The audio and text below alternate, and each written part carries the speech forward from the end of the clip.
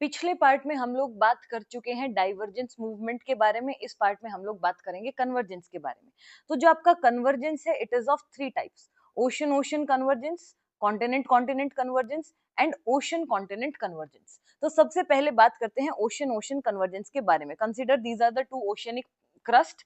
अब इसके अंदर क्या होगा ना, जिसकी डेंसिटी कम होगी, जिसकी डेंसिटी कम होगी वो क्या करेगा, ऊपर अफ्लोट रहेगा, और जो डेंसिटी में ज्यादा होगा वो नीचे क्या होगा, सबडक्ट होगा।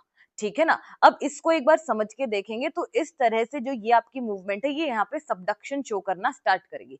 जैसे ही वो नीचे जाना स्टार्ट करेगी, यहाँ पे सबडक्शन जोन बनेगा, जहां पे आपके पास में पार्शियल मेल्टिंग होना स्टार्ट होगा, जिसकी वजह से वो एक तरह से मैग्मा की तरह एक्ट करेगा। It will lead to magma eruption on the floor of ocean.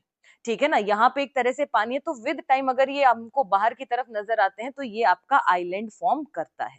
Island, island arc, ठीक है, and also your island archipelago, जिसका एग्जाम्पल आपके पास में है Japan is an island arc and archipelago is your Indonesia. अब हम लोग बात करेंगे ओशन और कॉन्टिनेंट कन्वर्जेंस के बारे में।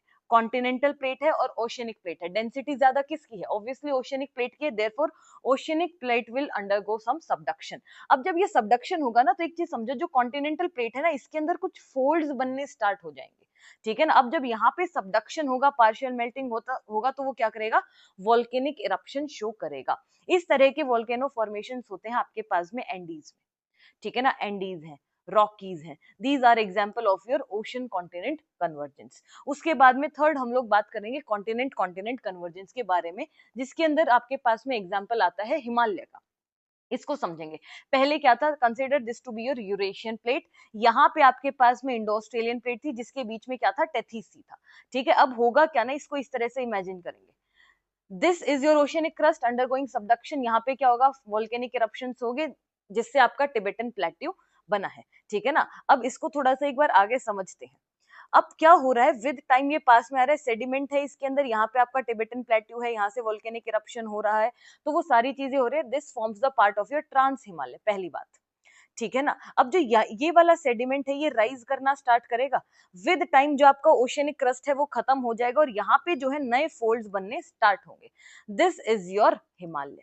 इसके पहले ट्रांस हिमालय फॉर्म हो चुके थे, और जो ये जोन है जहां पे ये दोनों कॉन्टिनेंटल क्रस्ट आपस में आके मिली है, that is called as your suture zone.